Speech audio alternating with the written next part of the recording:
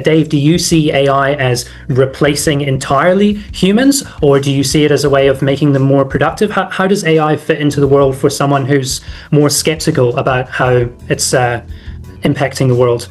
Yeah, very, very good question. Look, I definitely sit on the glass half full side of the fence. Not that there is necessarily even a fence, but I kind of explain what that means is that look, I see every day, because I'm in the swim lane of leveraging these technologies, I see every day the amount of work that we do that we just weren't designed to do.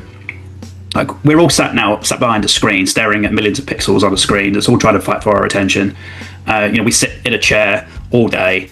There's lots of jobs that just aren't fulfilling, where we get the option and luxury of joining a webinar and kind of doing some learning. But for a lot of individuals, it's considered highly tedious and low value for them to be doing data administration work, which parts of this process of running a PTE are considered tedious.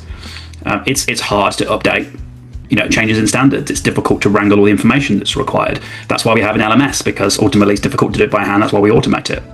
And when it comes to the creation of everything you need to run your organization, were we designed to sit behind a screen and bash the keyboard for 6 weeks to produce something, only for it to change again when the standards change, only for it to change when the knowledge changes?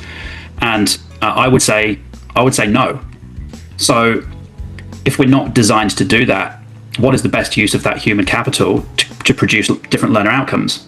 And time again, it's been proved that there is screaming out for need for resources within the education sector to be hands-on with students, to be making more assessor visits, to be meeting students where they're at with not just learning materials, but a negotiated evidence-based learning. And I think that's where the massive opportunity is. It's reframing what our delivery mechanism is to get the best learner outcomes, and removing that element of we're doing it because we have to, which is create all of these things, which takes time and money. So what does that mean? I think it means there is absolutely going to be a reframing opportunity about what talent we need within the sector to be able to deliver the best outcomes, and that's going to mean a shuffling of the deck. Is it going to mean the deck gets smaller? I don't necessarily think so.